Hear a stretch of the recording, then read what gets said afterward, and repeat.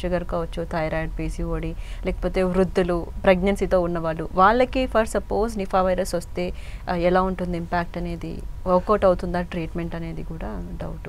ఇప్పుడు as per WHO protocol antibodies అవి ఇవి అని చెప్పేసి ఇస్తున్నారు, మోనోక్లోనల్ యాంటీబాడీస్ ఇవన్నీ. బట్ ఏది కూడా పని చేయట్లేదు. ఎందుకంటే డెత్ రేట్స్ 75% అన్నప్పుడు అర్థం చేసుకోవచ్చు, లేకుంటే 5% 2% పడాలి ఇంపాక్ట్. ఇక్కడ వాళ్ళు పెట్టిన దానికి ఇంపాక్ట్ లేదు. సెకండ్, ఇప్పుడు ఆల్రెడీ ఇప్పుడు వీక్గా ఉన్న పర్సన్స్ ఒక 50% వీక్ అనుకుందాం మనం వాళ్ళని. ఇప్పుడు డయాబెటీస్ ఉన్న వాళ్ళు, హైపర్ టెన్షన్ ఉన్న, హార్ట్ డిసీజ్ ఉన్న, లివర్ ప్రాబ్లం ఉన్న వాళ్ళు, వీళ్ళందరూ కూడా దే హ్యాడ్ సమ్ కోమార్బిడ్స్. అంటే ఆల్మోస్ట్ వాళ్ళ ఇప్పుడు 100 మీటర్లు రన్నింగ్ చేయాల్సినప్పుడు మిగతా నార్మల్ పర్సన్తో వాళ్ళు పోటీ పడలేరు. వీళ్ళు 50% దూరం పోయేసరికి అలసిపోతారు. వాళ్ళు 100 మీటర్స్ పరిగెట్టి వాళ్ళు బతికి బయటపడతారు. ఈ 50% అనేది ప్రాబ్లం.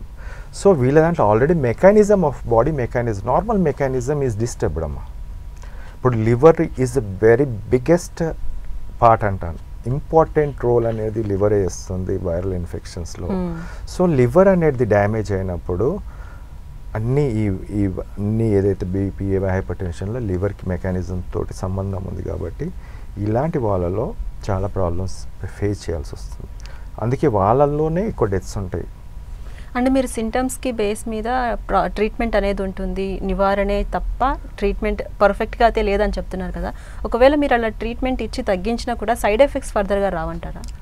సో ఇప్పుడు WHO ప్రోటోకాల్ ప్రకారము తుమ్ములు వస్తే తుమ్ముల గోళీ, దగ్గు వస్తే దగ్గు గోళీ, జ్వరం వస్తే జ్వరం గోళీ, కాలు నొప్పులు పెడితే ఇది it is not a treatment అంటాను నేను. You should able to kill the virus first. వైరస్ని చంపినప్పుడే ట్రీట్మెంట్ అది లేకుంటే ట్రీట్మెంట్ కాదు.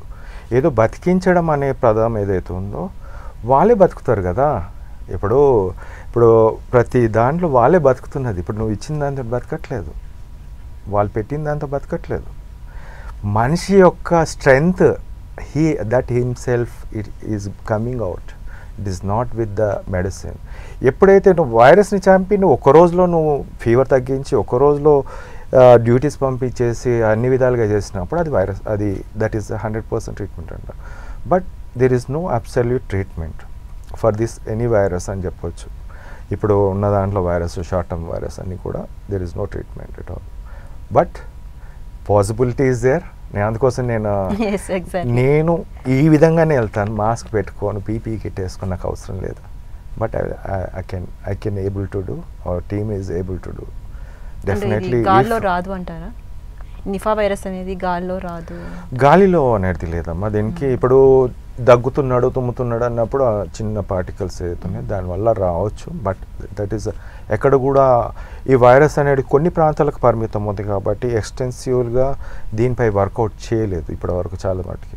సింగపూర్, థాయిలాండ్, బంగ్లాదేశ్ అండ్ ఇండియాలో మనకు మామూలుగా రీసెర్చ్ వర్క్ అనేది చాలా తక్కువ ఉంటుంది.